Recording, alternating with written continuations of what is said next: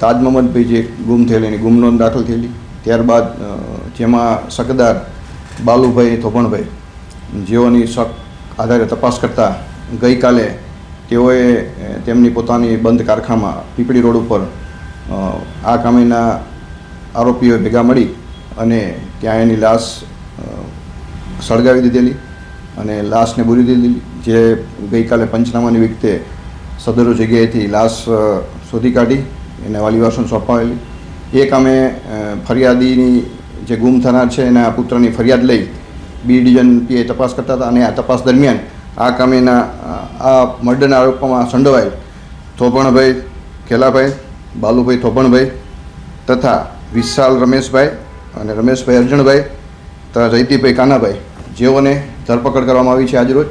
તેઓમાં ગુનાની વિગત એવી છે કે આ લોકોએ જમીનના પૈસા બાબતે થોભણભાઈ અને આ કામેના મરણ જનાર વચ્ચે જમીન લેવેચ કરતા હતા. પૈસાની માંગણી એને બાકી હોય, સોદાખત કરેલું હોય અને જમીન બાબતે બંને વચ્ચે એના પુત્ર જે આ જમીનના સોદા માટે જગ્યા જોવાનું કહીને એની ગાડીમાં લઈ ગઈ. ત્યારથી એની સાથે અન્ય બે આ કામેના આરોપીઓ સાથે રાખી અને ભડિયાદ ખાતેના ફાર્મ હાઉસ ખાતે માર મારી અને બધાએ ભેગા થઈ અને માર મારેલ એમાં સદરુ કામે તાજ મોહમ્મદ છે એમનું ખૂન થઈ ગયેલું અને બાદ એની લાશનો નિકાલ કરવા માટે પીપળી પાસે એનું બંધ કારખાનું છે ત્યાં લઈ જઈ અને લાશને ખાડો ખોદી સળગાવી અને માટી નાખીને લાશ જે જગ્યાથી ત્યાં પાકું ધાબુ કરી અને પુરાવાનો નાશ કરેલ. આ બાબતે જુદી જુદી આઈપીસીના જુદી જુદી કલમો હેઠળ ગુનો દાખલ કરવામાં આવેલ છે અને 5 આરોપીને આજરોજ ધરપકડ કરવામાં આવી. આમાં જે આ કામેના જે આરોપીઓ છે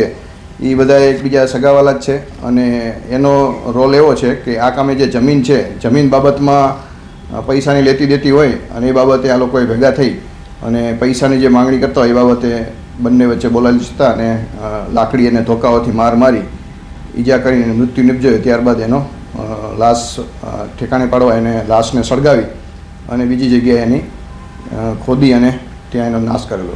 જમીનમાં હમણાં છેલ્લે એને 5 લાખ રૂપિયા આપેલા હતા અને આગળ પણ એને સોદાખત કરેલું એની પણ હજી તપાસ ચાલુ છે. કેટલા પૈસા એને લેવાના હતા એ બી ડિવિઝન પીએ તપાસ ચલાવી રહ્યા છે. 19 તારીખના રોજ જ્યારે પોતે આ ગુમ થાય છે ત્યારે એને ફાર્મ હાઉસ જાય છે અને 19 તારીખે બંને બપોર પછી ત્યાં ફાર્મ હાઉસ રાખેલા હોય છે અને માર મારે છે અને ત્યારબાદ એ મોડી રાત્રિના એનું મર્ડર થાય છે. ત્યારબાદ રાત્રિના જ લઈ જઈ અને બંધ કારખાનું છે ત્યાં પ્રાઇવેટ વ્હીકલમાં લઈ જઈ અને ત્યાં ખાડો ખોદી અને ત્યાં લાશ સળગાવી દાટી અને ઉપર ધાબુ કરી અને આવી રીતે નિકાલ કરેલ છે.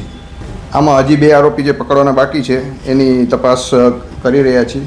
આ કામે જે ગુનામાં વપરાયેલ હથિયાર તથા આ કામેના વાહનો કબજે કરી અને આગળની તપાસ બી ડિવિઝન પીએ ચલાવી રહ્યા. એની તપાસ અત્યારે ચલાવી રહ્યા છે.